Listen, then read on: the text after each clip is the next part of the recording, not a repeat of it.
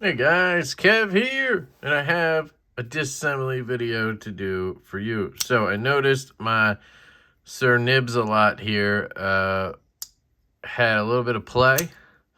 So I think the pivot's loosening a little bit. And I was thinking, could a mother fit Skiffs in the nibs? So I've never seen Reassembly use, that's actually false. I was going to say, I've never seen Reassembly use anything smaller than a 5mm bearing.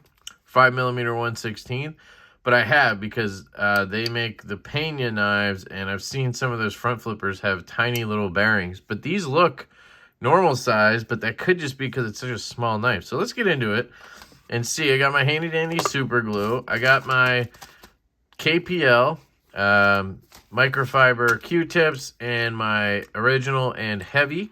You can get all of this stuff at knifepivotlube.com. You can use my code LeftyEDC at checkout, and you'll get a discount.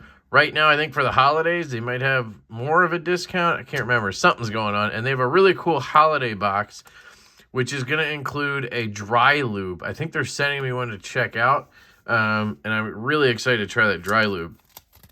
Skiff bearings. You can get these, obviously, at skiffmadeblades.com, I believe it is. And there's a link to all this stuff down in the description. And you can use my code LeftyEDC over there, and you'll get 10% off your Skiff bearings. They just came out with a little card that helps you determine the size of your bearings, which is really cool. So it has some little, is it posts or... I forget how it works, but you can literally... Oh, yeah, it's a little hole, so you can slide your pivot into it to find the size. And then it also has little slots, so you can slide your bearings in this way horizontally, and you can check the width. So then you can determine if it's 5mm 1/16 or 1/4 inch 1mm, whatever, right? So pretty cool stuff. Actually, let's leave this in here until we get to it. And then we have our Blackwater Machine Works driver here. Want to give this a little bit of run time. So far, my only downside to this driver is it's got that resin material, so it can become a little slick if I have sweaty hands. But otherwise, it's absolutely dope. I am waiting for him to make one that's like a blasted material, so that maybe like blasted or etched titanium, so I can get a little more grip, which would be phenomenal because I love this design. But I do like something with a little more weight. This is very, very lightweight with the resin, but excellent craftsmanship. Really dig the spinner on the back. Got the black nitride or whatever, ceramic balls, sorry. And then lastly, since we're doing a full advertisement here, apparently, Tinkerforce makes these trays. I get that question a lot. You would be surprised at how inexpensive these trays are. It's very, very nice. It's cork. It's honestly my favorite tray I've ever used. I haven't used a ton, but I've used some custom leather ones. I've used a lot of stuff. And this is very easily portable. I can slide it over to my desk, bring it back over. It's minimal in terms of like process, which I really like. And you can also fit little accessory trays in there. So you can have one that holds your bit driver, one that holds your bits, one that holds your Loctite, etc. I just leave it like this because it's easier, and I just drop hardware into the slot. But it's $21 for this tray right here. This is the large. It's not that large, but it gets the job done. I'm working with him to get a bigger one. But $21. It's 3D printed, but it's, God, man, it's very sturdy.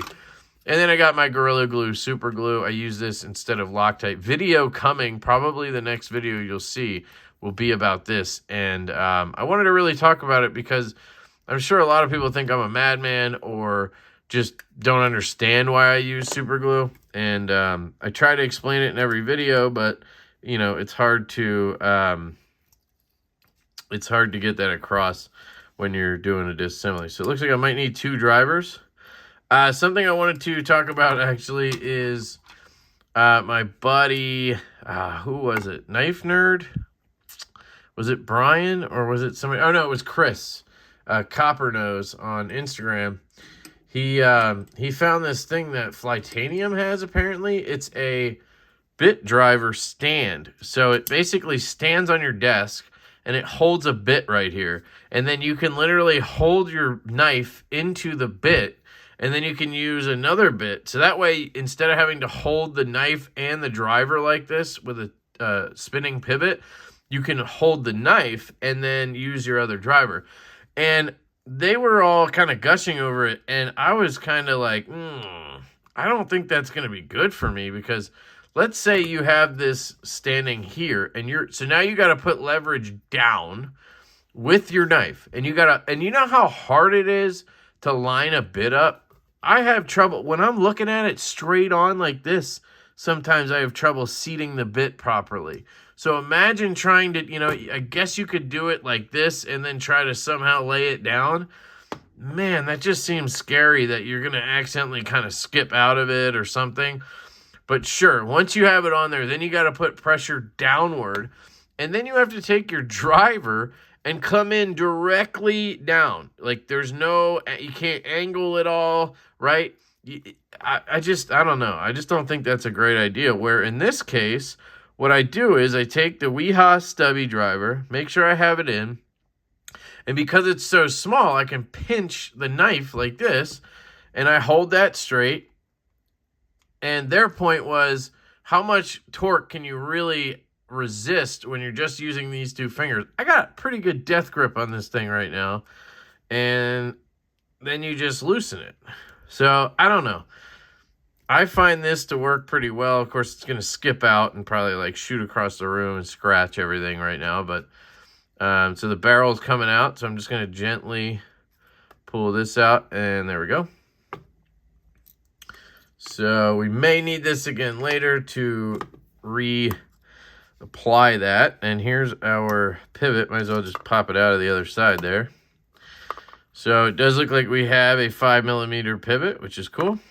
And then we're going to just take apart all these screws. That's one other thing here I want to note is, see, I can't get a ton of torque on this because of it just feels a little bit slick because of the resin. Now, it's a great driver. I'm not trying to say it's not a good driver. I like it a lot. It's just, if you have something really tight, it might not be the best compared to the stubby or even some other ones. Is that clip a... See if whoa, okay. It is 5mm, so that's okay. The clip is not a structural screw. I guess it is because it holds the frame in, or the liner in, but it's not going into the backspacer. So we do have an aluminum backspacer. We have a pin, a stop pin, which is really small, but it's a small knife. It's fine. And then we have the liner. The liners are 420 steel. They are not titanium. And I looked that up. I thought maybe the titanium version that costs almost $200 would have titanium liners. It does not. It also has the steel liners. So keep that in mind. I don't quite see the price tag on that, but it's still under $200. And it's 20 CV in titanium. And it's small. That doesn't make it cheaper. So I don't know. My brain wants to say two things on that topic. Really tiny stop pin here. Again, no big deal. Just interesting how freaking small that is. And then because it's steel, which is nice in some cases, there is a benefit to having steel liners. It makes it to where you don't need washers. It makes a lot of things easier, honestly. And having titanium liners is really just a bougie factor. You know, we just want that because we think it's nicer, you know, in most cases. Now, on a larger knife, we could argue that it's going to increase the weight.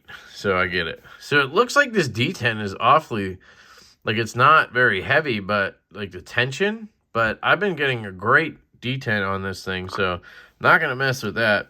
Here's our blade. We're covered in oil, and we got the bearings here. And I'm guessing they lube the shit out of this because it's so tiny. They want to make sure you get good action. And that's kind of the question here is, how are we going to do in the action department with such a tiny knife? Look at that. Oh, my God. They really lube the shit out of that. They use like frog lube or something. Okay, we got both bearings out. Nice. Set those over here. That's the one downside to this tray, and it's not really a downside, but your bearings sometimes just disappear because it's kind of the same color, especially the Skiffs. Or was it especially the other ones? I don't know. I'm just trying to, one thing I'm noticing right off the bat, unusual for a Reatt build, and this is listed as a Reatt build, the detent hole does not pass through. And a lot of times on a Reatt made knife, the detent hole passes through. So I don't know if that's a design thing, if you ask for that or what, but I notice it on a lot of Reatts. So I find it interesting that this does not have it. Again, this is a weird example because it's such a tiny knife. I'll try to get in here. I think that's just the bearing path there. So we are pretty much cleaned up here. So we'll let that dry for a second, and then we're going to go ahead and try to put this bad boy together. So we do have 5mm 1/16 bearings. Again, I kind of just know at this point I don't need to measure anything. And it's all greased up. So hoping these fit just fine, but we shall see. Let's clean the pivot out. See, we got some purple schnit there. Yeah.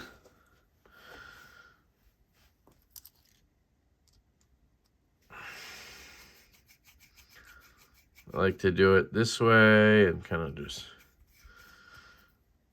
we got some of that purple shit off. Then we got our pivot here. Clean that. And then what I like to do is flip it over. Show you this. I mean, you guys have seen this a couple hundred times at this point if you watch the channel, but I just take the driver and plug it into the pivot, spin it around. That'll usually clean the inside. And since I've been using super glue, it really makes it, it's not that hard, honestly. So I can't remember which side the pivot came out. Should not matter. I think I was hoping it would come out this side, and then it started loosening. So I think it wasn't here, actually.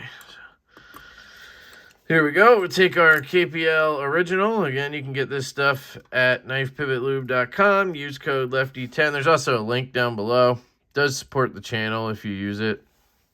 But honestly, I just highly recommend it. A lot of people like Nano Oil, me included. I do like Nano Oil. But I noticed that what happens with Nano Oil is the tubes just, they're not durable long term. You end up having to replace them, before you ever use like even half of it. And I can show you what I'm talking about in a second. And I just do this. I put the oil in my finger and then I rub the bearing here. So that way I don't have oil leaking all over the knife, but I have oiled the bearings fully. It's a really good way to make sure you got the oil where it needed to go and not in 12 other places. Now for the heavy, I just put a little dot right on the detent ball track like that, and I hit it perfectly, so I'm just going to leave it. And let me show you what I mean about the Nano Oil real quick. So I got a bunch of other oils and such in this bin right here. And what happens with Nano Oil is a couple things. You have these sort of red caps. And what has happened to me is, one, this tube, this needle is like dead. It just, I have to squeeze the ever-loving piss out of it to just get a little bit of oil out. See? And then when I go to put it on, it broke right through. And when it broke through, a piece of red freaking cap got stuck in the needle. Luckily, I was able to peel it out. But I don't have it anymore. My that was the 10 weight. This is the 85. My 5 weight oil, that piece of cap, it didn't actually break through, but a piece of that red cap got stuck in the needle, and there was just nothing I could do. I couldn't get it out. So I had to take the cap off, pour it into another container to use it. So it kind of ruins it. I love this. I really love these needle applicators. So maybe it's me being too rough. I don't know. But I do like Nano Oil quite a bit. But I just prefer KPL because it's reliable. I mean, it works every single time. I never had an issue with the bottle. So it's just easier, and I love the damn smell of it too. Oops. I also have this stuff. I still haven't tried this Vibratight just because I've went to super glue. I have some other thread locker. I got the Slick-O-Mo, which I haven't had any luck with. I've tried it on washer knives. I just haven't noticed the huge difference that everybody talks about. But I believe everybody when they say it does that. It's just I haven't had the right knife yet, I guess. So here we go. See, get it on there. Boom. It is a Riot made knife, so I'm hoping things just kind of want to pop back together. So what I'm going to do is just drive this pivot home. Oh, okay. Now remember, this is a $95 knife, so it's okay that it has steel hardware. Honestly, I'm seeing more and more knives with steel hardware as opposed to titanium, and I think it might be a benefit in some cases. Not because it's cheaper, but because it's stronger. Especially like on this knife where you have steel threads, like you're driving into a steel liner. Sometimes it's better to have steel on steel because there's titanium threads on a screw. They could strip out. Oh, what is going on? Okay. What the hell? Our stop pin fell out. Interesting. Look at that. I have never had that happen. Did I not seat it right? I mean, I'm pretty sure everything was in there. Maybe I gave it enough space to fall out. I don't know. That's interesting. I know it's the right one, so it's not like I had the wrong pin in, but good news is the action felt pretty good, so let's just back out here. Try this again. Okay. Maybe I just didn't pop it in properly. We don't have a D-shaped pivot or anything. Okay, seriously? What the hell is going on? It seats pretty deep. Like, I don't know why it's being weird.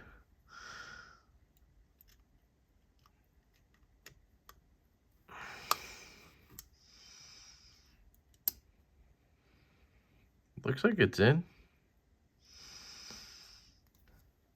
Okay, let me try this one this time.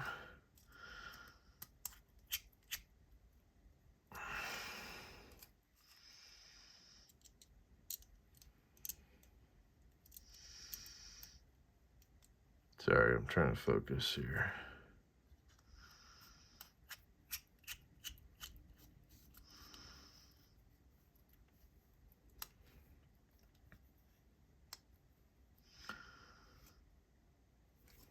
Okay. So last time it fell out when I did this. Should have been nice and tight there, but. So I'm noticing that screw is nice and loose. Okay, so it's just loose. Is this? Am I just taking pieces of the... Yes. Okay, be careful. I don't want any splinters. All right. Just want to check action. Make sure everything works. It's definitely not tight enough yet, but... Seems fine. So this is going to be tricky with the super glue. Just because everything lined up. Yes. Just because I got to use 2 drivers to get it in. So I just want to make sure everything works, and then we'll check that. Centering looks dead on. Fires. No play.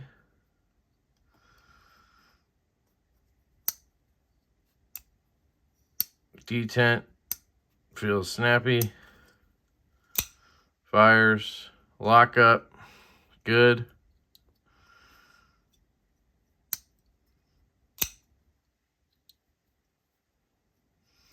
bearing should break in, so look at that. All right, so all I did was tighten it down, right? So now I just gotta hope that I can repeat that, basically. Let me just make sure it's not. It feels okay. So I think this is the one coming out.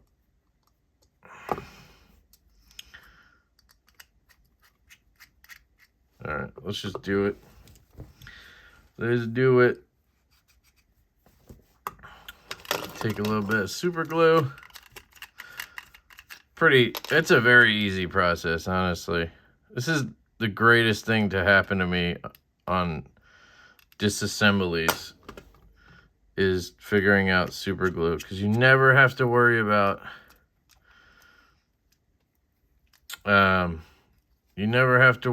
it coming loose. It's amazing. It really is.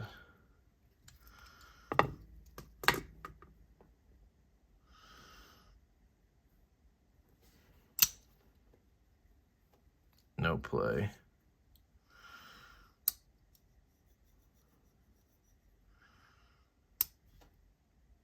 Centering is dead on. It's amazing, isn't it? Such a small knife. For them to nail everything on it like that. Look at that. Even swung down a little bit. And I mean, as the skiffs wear in, hopefully. Whoa. Hopefully they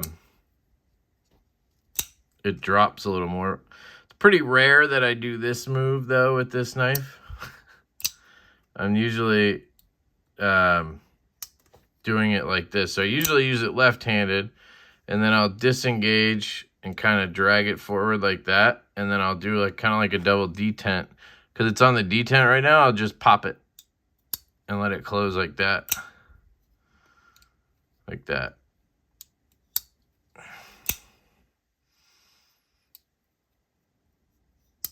So, but I think it's going to keep breaking in.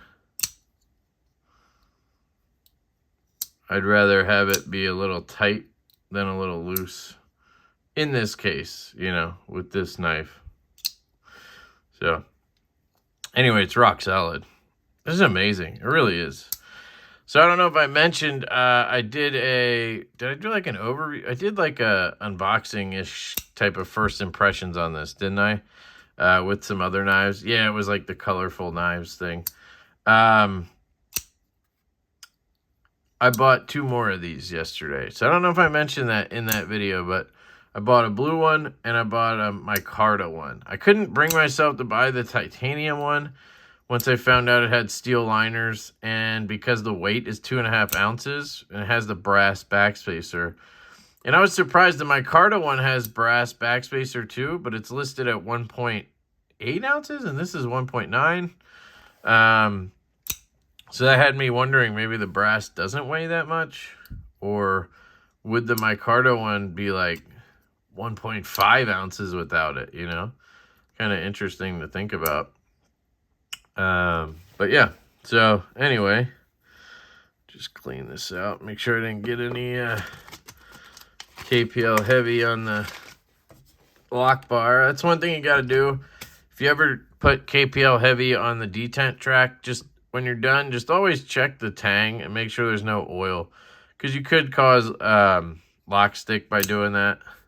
So usually just put a little oil on, deploy it, put a little alcohol on, deploy it, let it sit for a second, a little alcohol around those areas, but try not to touch the detent ball. Obviously, you don't want to remove the oil from there. And that usually will remove any kind of stick you may have accidentally caused. And sometimes you got to do it a few times and just kind of let it work itself out. But that oil will usually go away. So the sign of a knife that has lock stick from oil is when you clean it like that with alcohol, the lock stick goes away for a second and then it comes back. If it's intermittent lock stick, then it's usually oil. If it's a constant lock stick, then it's probably some other issue. But yeah, dude, these knives are so sick. If they make a liner lock riv, yeah, it's going to be a game changer. But I already talked to Colin and I said, I want to do a micro, a micro Devo. I want to do like a mean looking warnie. So I actually drew up, I did a reel about it. I tried to draw this stupid knife with a hole in it. But anyway, I drew up a micro fixed blade because I was inspired by the chickadee. And honestly, guys, a lot of times with our knives, at least the ones that I initially design, it starts with an inspiration like the midnight, sorry. That's the Jack Wolf sheep's foot. The barley, which is a sheep's foot. That's why I was thinking of it. The barley here was inspired by the bear. I actually didn't even know the midnight existed when I drew this, which is funny because Ben helped a little bit with the geometry and stuff. He definitely helped with that. He helped with the geometry of the tang for the walk and talk, which we really appreciate. And so he saw this design, and then like a couple weeks later, a month later, he released the midnight. It might have been a little bit later than that, but I thought that was kind of funny because they are a little bit similar, sheep's foot slip joints and all. But anyway, this was inspired by the bear from Tactile Knife Co. because of the thinness. That's really it, just the thinness, but you get inspired by things, right? The stout was inspired by Leon Ma, by his field duty hole deployment and the 50-50 choils he does. And then the Growler was inspired by the Benchmade Hidden Canyon Hunter fixed blade that I had a long time ago. And I just always loved the look of that all belly blade. So we get inspired by random things like that. And then you create a knife from that one idea. You know, you don't like take a knife and then be like, I'm inspired, and then draw that same knife. That's just not how it works. But anyway, I was inspired by the walk and talk on this is addicting. I was inspired by the chickadee, and I drew up basically a micro Warncliffe fixed blade. Well, I did that post, and then I was talking to Jacob about it, and he said, I'm working on one. And I was like, oh, shit. Well, then I'm not going to do that, obviously. If he's already working on one, this is his model. If he wants to do a warning of it, that's obviously, makes more sense. Plus, he's had it in the works, right? So what I was thinking when I got this and fell in love was, ooh, what if we did a folding version of that Warnie fixed blade? So we might do a micro tactical sort of Warnie folder, which would be interesting. So anyway, that is the disassembly reassembly of the Ace Nibbler. It is freaking easy, which is insane to me, and it's already broken in really nice. Sometimes you just got to give it a second. I'll check the blade play in a second. Classic Riot here. I can go ahead and just tighten these screws until I feel like they're good to go. I don't have to worry about stripping anything. There we go. No play. It's still right where it was. And a little shake. She's coming down. And those Skiff bearings are doing their job. And I got 2 more of these coming, so I'm going to need some more Skiffs, I guess. So there we go. Let me know what you guys think down below. I'm like literally in love with the purple Ace Nibbler here. Can't wait to get the others. And yeah, I love you guys. I hope you have an absolutely fantastic day, and I will catch you later.